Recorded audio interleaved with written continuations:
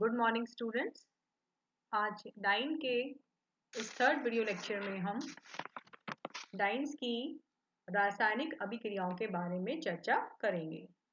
Second video lecture में आपको dance की स्टेबिलिटी के बारे में बताया गया था और उसमें क्वेश्चन भी आता है, तो वो बहुत ही इम्पॉर्टेंट टॉपिक है। और ये जो आज हम पढ़ रहे हैं इस पर भी डाइन में क्वेश्चन पूछा जाता है, तो ये भी बहुत इम्पॉर्टेंट है परीक्षा की दृष्टि से। तो चलिए हम शुरू करते हैं डाइन्स की केमिकल रिएक्शन। तो हम शुरू कर रहे हैं केमिकल रिएक्शंस ऑफ डाइन्स। तो डाइन्स जो हैं इलेक्ट्रोफिलिक एडिशन अभिक्रियाएं शो करते हैं। जो कॉन्जुगेटेड डाइन्स होती हैं वो आइसोलेटेड डाइन से ज़्यादा स्टेबल होती हैं। ये सेकेंड वीडियो लेक्चर में मैं आपको एक्सप्लेन कर चुकी हूँ। लेकिन एक इम्पॉर्टेंट चीज़ है संयुग्मित डाइन्स के लिए कि ये जो इलेक्ट्रॉन स्नेही योगात्मक अभिक्रियाएं शो करते हैं वो विशिष्ट प्रकार का व्यवहार प्रदर्शित करती हैं।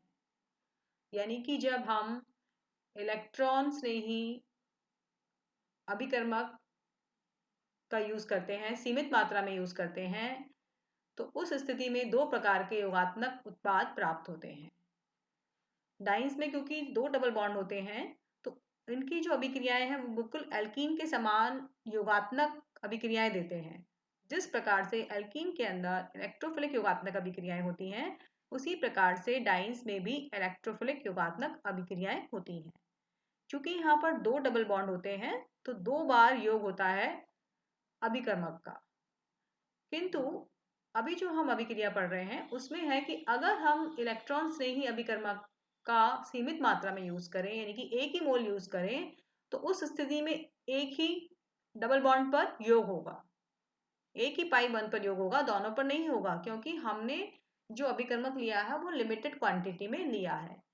किंतु जब इस प्रकार से जो योगात्मक यौगिक हमें प्राप्त होता है उसमें दो प्रकार के उत्पाद बनते हैं। एक में योगात्मक अभिक्रिया 1-2 पोजीशन पर होती है और दूसरा जो उत्पाद बनता है वो 1 तथा 4 स्थिति पर योग होता है। तो इस प्रकार से दो प्रकार के उत्पाद प्राप्त होते हैं। 1-2 एडिशन को हम सिंपल योग कहते हैं, जैसे कि एल्कीन में मार्कोनिफ के अनुसार होता है। किंतु 1-4 योगात्मक उत्पाद को हम संयुग्मी योग कहते हैं। तो ऐसा क्यों होता है कि इसमें जब हम एक लिमिटेड क्वांटिटी में अगर हम अभिकर्मक को लेते हैं तो हमें एक ही अभिकारक से दो प्रकार के उत्पाद प्राप्त होते हैं। तो ये ऐसा इसलिए होता है क्योंकि आप जानते हैं कि इलेक्ट्रोफिलिक योगात्मक अभिक्रिया के अंदर कौन सी होती है इलेक्ट्रोफिलिक योगात्मक अभिक्रियाएं। अगर किसी अभिकर्मक पर पहले आक्रमण करने वाला जो अभिकर्मक का जो पहला पार्ट है इलेक्ट्रोफाइल हो, अगर पहले इलेक्ट्रोफिलिक पार्ट का योग होता हो तो उसे हम कहते हैं इलेक्ट्रोफिलिक योगात्मक अभिक्रिया। तो जब हम अभिक्रिया करा रहे हैं तो जो भी हमारा अभिकर्मक है उसका धन भाग जब पाई बॉन्ड पर जुड़ता है तो दूसरे कार्बन पर वो किस पर जुड़ेगा, क्योंकि इलेक्ट्रोफाइल है तो वो वहां जुड़ेगा जहां उसे इलेक्ट्रॉन्स मिलेंगे। तो जैसे ही आप रिएक्शन में देखिए ब्लैक कलर से डाइन लिखी हुई है, एरो बना हुआ है, तो पाई इलेक्ट्रॉन जो डाइन है उसके पाई इलेक्ट्रॉन इलेक्ट्रोफाइल के पास जाते हैं क्योंकि उसको इलेक्ट्रॉन की ज़रूरत है। और इस प्रकार से वो फर्स्ट कार्बन पर प्रोटॉन का योग हो जाएगा। चूंकि पाई बॉन्ड का ट्रांसफर हुआ है तो नेक्स्ट वाले कार्बन पर, सेकंड कार्बन पर क्या हो जाएगी, इलेक्ट्रॉन की कमी, और इस प्रकार से क्या बन जाएगा, सेकंड कार्बन पर धन आवेश आ जाएगा, यानी कि कार्बोनियम आयन बन जाएगा। और इस कार्बोनियम आयन को हम एलाइलिक कार्बोनियम आयन कहते हैं क्योंकि द्वितीय नंबर वाले कार्बन पर जो धन आवेश है वो पाई बॉन्ड के संयुग्मन में है। तो इस प्रकार से इस स्थिति को, इस कार्बोनियम आयन का जो नाम दिया जाता है वो एलाइलिक कार्बोनियम आयन बोला जाता है। तो अब आप देख रहे हैं कि कार्बोनियम आयन किस प्रकार का बना है, यहाँ पर सेकेंडरी। अब चूंकि धन आयन पाई बॉन्ड के कॉन्जुगेशन में है, संयुग्मन में है, इसलिए अनुनाद के द्वारा धन आवेश का स्थानांतरण हो जाएगा 4th नंबर वाले कार्बन पर। पाई बॉन्ड जो 3rd कार्बन और 4th कार्बन के बीच में पाई बॉन्ड है, वो पाई के इलेक्ट्रॉन 2nd और 3rd कार्बन के बीच में आ जाएंगे और 4th कार्बन पर धन आवेश आ जाएगा, जिससे कि लिखा गया है प्राइमरी एलाइलिक। और ये कौन सा कार्बोनियम आयन है? प्राइमरी। तो इस प्रकार से हम देखें तो 1 और 4 कार्बन के बीच में अनुनाद रहता है, अनुनादित संरचना रहती है। C1 तथा C4 जो है उसके सिरे पर स्थित sp2 कार्बन पर जुड़ने के फलस्वरूप एलाइलिक कार्बोनियम आयन बनता है। और इस प्रकार से हम देखें तो अनुनाद के द्वारा ये स्थायित्व प्राप्त करता है और रेड कलर में लिखी हुई है रेजोनेंस हाइब्रिड स्ट्रक्चर, यानी कि धन आवेश 1st से लेके 4th कार्बन के बीच में रहता है और पाई बॉन्ड भी इनके बीच में रह सकता है। तो इस प्रकार से जब कॉन्जुगेटेड डाइन्स में इलेक्ट्रोफिलिक अभिक्रिया होती है तो 2 प्रकार का कार्बोकैटायन बनता है। इसीलिए जब सेकेंड स्टेप में न्यूक्लियोफाइल का योग होता है तो वो 2nd कार्बन पर भी जुड़ सकता है और 4th पर भी। तो अब हम देखते हैं कि जब एडिशन ऑफ हैलोजन जैसे हम कर रहे हैं, ये 1,3-ब्यूटाडाइन है, CCl4 का हमने योग किया है, तो CCl4 की उपस्थिति में हम ब्रोमीन का योग कर रहे हैं। तो 1,2 योगात्मक 3,4 डाइब्रोमो 1 ब्यूटीन बनेगा और दूसरा बनेगा 1,4 डाइब्रोमो 2 ब्यूटीन। तो इस प्रकार से 2 प्रकार के हमें यौगिक प्राप्त होंगे। पानी का एडिशन, वाटर एडिशन, यहाँ पर भी 1,2 और 1,4। तो इस प्रकार से अगर हम लिमिटेड अभिकर्मक का यूज कर रहे हैं तो 2 प्रकार के यौगिक 1,4 और 1,2 एडिशन योगात्मक यौगिक प्राप्त हो रहे हैं। अब हम इसकी क्रिया विधि को विस्तार से अध्ययन करेंगे क्योंकि ये बहुत इंपॉर्टेंट है। तो देखिए, सबसे पहले आप देखेंगे डाइन लिखी हुई है 1,3-ब्यूटाडाइन, HBr हमारा अभिकर्मक है। आप सब जानते हैं कि HBr के अंदर इलेक्ट्रोफिलिक पार्ट कौन सा है? Proton H। तो पाई बंध के इलेक्ट्रॉन, चूंकि सिग्मा बॉन्ड की तुलना में पाई बॉन्ड वीक होता है तो पाई इजीली अपने इलेक्ट्रॉन इलेक्ट्रोफाइल को दे देता है और उसने जब इलेक्ट्रॉन दिए तो CH2 क्या बन गया? CH3। और नेक्स्ट कार्बन पर आ गया, नीचे देखिए, नीचे नेक्स्ट कार्बन पर क्या जो आ गया? धनावेश।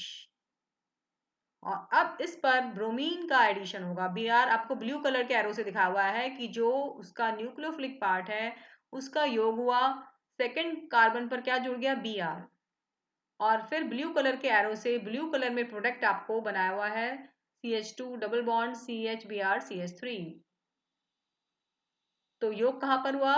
1st कार्बन पर H जुड़ा, 2nd कार्बन पर Br। तो ये हो गया 1,2 योगात्मक उत्पाद। अब सेकेंड पॉसिबिलिटी है, नीचे ब्रैकेट में आप देखेंगे जो अनुनादित संरचनाएं बनी हुई है। फर्स्ट अनुनादित संरचना से आपको 1,2 योगात्मक यौगिक प्राप्त हुआ और अब क्योंकि जो 2nd कार्बन पर धनावेश है, मैंने आपको इससे पहले स्लाइड में भी ये मैं समझा चुकी हूँ। तो 2nd कार्बन पर जो धनावेश है यानी कि सेकेंडरी कार्बोनियम आयन है जो, अब ये किसके संयुग्मन में है? पाई बॉन्ड के। तो यहाँ फिर अनुनाद के द्वारा कौन सा कार्बोनियम आयन बन जाएगा? Primary carbonium ion. आप देख रहे हैं 4th कार्बन पर धनावेश आ गया है जो कि प्राइमरी कार्बोनियम आयन है और इस कार्बोनियम आयन पर जब न्यूक्लियोफाइल जुड़ेगा तो वो कहाँ पर जुड़ जाएगा? वो 4th पोजीशन हो जाएगी, यानी कि 1st पोजीशन पे तो CH3 जुड़ गया प्रोटॉन और 4th पर न्यूक्लियोफाइल। तो इस प्रकार से 1,4 न्यूक्लियोफिलिक योगात्मक उत्पाद प्राप्त हुआ। तो इस प्रकार से 1,2 और 1,4 दोनों में कॉम्बिनेशन होता है कि कौन, अब हमें देखना होता है कि किस प्रकार से 1,2 और 1,4 उत्पाद बनते हैं। तो जब अब आप नंबरिंग से देखिए 1, 2, 3, 4 ब्यूटाडाइन पे नंबरिंग हमने की हुई है और HBr का योग आपको दिखाया हुआ है, H को ग्रीन कलर से शो किया हुआ है और 1,2 जो योगात्मक उत्पाद बन रहा है वो ब्लू कलर से दिखाया है और 1,4 को हमने रेड कलर से दिखाया है। प्रोटॉन का जो योग होगा वो फर्स्ट कार्बन पर ही होगा। प्रोटॉन पहले जुड़ने के बाद ही कार्बोनियम आयन बनेगा, तो वो अगर सेकेंडरी कार्बोनियम आयन बन रहा है तो Br सेकेंड पोजीशन पर आएगा, और अगर वो प्राइमरी है बन रहा है तो फोर्थ पे आ जाएगा। लेकिन ये जो दोनों उत्पाद हमें प्राप्त होते हैं, इसमें जो 1,2 योग है वो काइनेटिकली ज़्यादा स्टेबल होता है और 1,4 थर्मोडायनेमिकली ज़्यादा स्टेबल होता है। तो इसलिए दोनों ही उत्पाद बनते हैं। अगर इंथैल्पी और एंट्रोपी के उससे हम देखें तो 1,4 एडिशन ज़्यादा स्टेबल है, और अगर हम सक्रिय ऊर्जा के मान से देखें तो 1,2 योग ज़्यादा स्टेबल है।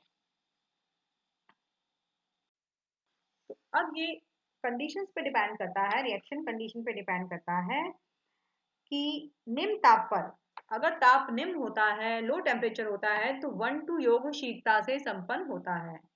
इसे हम कहते हैं गतिकीय उत्पाद। वह अभिक्रिया जिसमें गतिकीय उत्पाद प्राप्त होता है उसे हम काइनेटिकली कंट्रोल अभिक्रिया कहते हैं, और उच्च ताप पर 1,4 योगात्मक यौगिक अधिक मात्रा में प्राप्त होता है।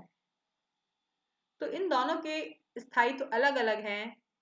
1,2 योगात्मक उत्पाद में एल्किल समूह sp2 का संकृत कार्बन से जुड़ा है।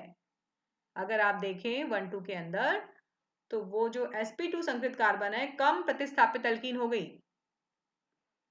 प्रतिस्थापित समूह कितना हुआ इसमें?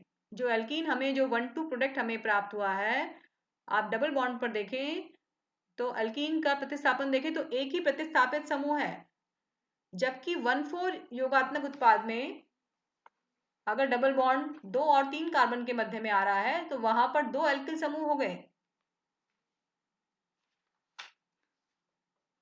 तो इसलिए 1,4 योगात्मक उत्पाद 1,2 की अपेक्षा थर्मोडायनेमिकली ज्यादा स्थायी होता है। तो इन अभिक्रियाओं में उत्पाद की सापेक्षिक मात्रा उनके स्थायित्व पर निर्भर करती है कि कौन सा उत्पाद कितना बनेगा, ये उनके स्थायित्व पर निर्भर करती है। 1,2 योगात्मक उत्पाद के लिए 1,4 योगात्मक उत्पाद की अपेक्षा सक्रिय ऊर्जा का मान कम होता है। आप इसमें देखिए, लेफ्ट में देखिए सक्रिय ऊर्जा दिखाई हुई है, आप ब्यूटाडाइन आप देख रहे हैं, 1,2 के लिए आप देख रहे हैं कि सक्रिय ऊर्जा का मान कम है, जबकि 1,4 के लिए आप देख सकते हैं चित्र के अंदर, जो कि राइट में दिखाया हुआ है आपको, सक्रिय ऊर्जा का जो मान है वो ज्यादा है। आपको दिख रहा है EA। आप सबसे बीच में देखिए, आपको अनादित संरचना जहां लिखी हुई है इंटरमीडिएट, दोनों जो आपको ऊर्जा के लेवल्स दिखाए गए हैं उनके बीच में हमने डाइन लिखी हुई है, 1,3 ब्यूटाडाइन, उसकी संकृत अनादित संरचना। ग्रीन कलर से EA जहां लिखा है 1,2, यानी कि ये क्या है, सक्रिय ऊर्जा का मान जो कि 1,2 के लिए कम है, और 1,4 को ब्लू कलर से दिखाया हुआ है सक्रिय ऊर्जा के मान को जो कि ज्यादा है। तो सक्रिय ऊर्जा के मान ऊर्जा अवस्था चित्र में प्रदर्शित किए गए हैं आपको, और इसमें आपको इसकी क्रियाविधि दिखाई हुई है चित्र के अंदर। इलेक्ट्रॉन्स नहीं, योगात्मक अभिक्रिया में सबसे पहले इलेक्ट्रॉन्स नहीं यानी कि प्रोटॉन C1 पर जुड़ता है, और जो कि दोनों के लिए ही समान होता है। द्वितीय पद में जो है ब्रोमाइड आयन C2 या C4 पर जुड़ेगा और फलस्वरूप एलाइलिक कार्बोकेटायन बनेगा। तो 1,2 पर अगर 2 पर जुड़ता है ब्रोमाइड आयन तो आपको 1,2 प्रोडक्ट बनता है।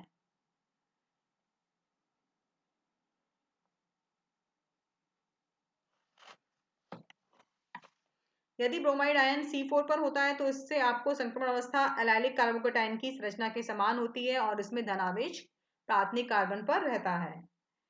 इस प्रकार द्वितीयक एलाइलिक कार्बोकेटायन हम जानते हैं कि प्राइमरी कार्बोकेटायन की अपेक्षा ज्यादा स्थायी होता है, इसलिए 1,2 योगात्मक उत्पाद के लिए सक्रिय ऊर्जा का मान कम होता है। इसलिए अगर हम गति की अवस्था से देखें तो 1,2 ज्यादा स्टेबल है, और अगर हम स्टेबिलिटी के हिसाब से देखें, थर्मोडायनामिक स्टेबिलिटी के हिसाब से देखें तो 1,4 योगात्मक यौगिक ज्यादा स्थायी होता है। तो अभिक्रिया में हम कितना टेम्परेचर रखते हैं उस पर भी हमारी अभिक्रिया निर्भर करती है। तो इफेक्ट ऑफ टेम्परेचर पड़ता है इस अभिक्रिया में, इसका बहुत इंपॉर्टेंट। अगर टेम्परेचर लो है टेम्परेचर अगर -80 है, कम है, लो है, तो उस स्थिति में 1,2 योगात्मक उत्पाद मुख्य रूप से प्राप्त होगा। आप इसमें देखें, देखिए यहाँ पर सबसे ऊपर आपको -80 डिग्री लिखा हुआ है। 1,2 प्रोडक्ट को ग्रीन कलर से, 1,4 प्रोडक्ट को ब्लू कलर से शो किया हुआ है।